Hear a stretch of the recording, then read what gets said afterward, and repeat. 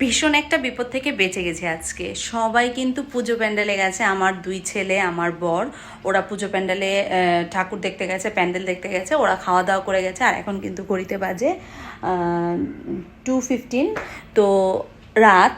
হ্যাঁ, তো ছেলেরা গেছে পুজো প্যান্ডেলে, ওরা আসলে আমি বেরোবো। ওরা ভাত খাওয়া দাওয়া করে গেছে, আর আমি এখন ভাত খেতে যাব। হঠাৎই মনে হলো যে একটু পাঁপড় ভেজে খাবো। তো পাঁপড় ভাজার জন্য আমি চুলাটা ওপেন করেছি, ওখানে কড়াই বসেছি। কড়াইটা গরম হতে একটু দেরি হয়, আমি একবার তেল দিয়ে বসিয়ে রেখে এসেছি যে আমি একটু পরে যেয়ে পাঁপড়টা ভেজে নিয়ে আসবো। আমি ঘরে এসে মোবাইল নিয়ে বিছানায় শুয়েছি, আমি ভুলেই গেছি আমি চুলাতে কড়াই বসিয়ে রেখে এসেছি। প্রায় 15 মিনিট পরে পুরো ঘর ধোঁয়ায় ভরে গেছে। আর আমি এত ভয় পেয়ে গেছি, কারণ বাড়িতে কেউ ছিল না, আর যেহেতু সিলিন্ডার চলছে, আমি মানে পুরো ঘরটা ধোঁয়ায় ভরে গেছে। আমি মোবাইল চালানোর ধ্যানে না ওইটা আমি ধোঁয়াটাও খেয়াল করিনি, হঠাৎ একটু পোড়া পোড়া স্মেল লাগছিল। তো যে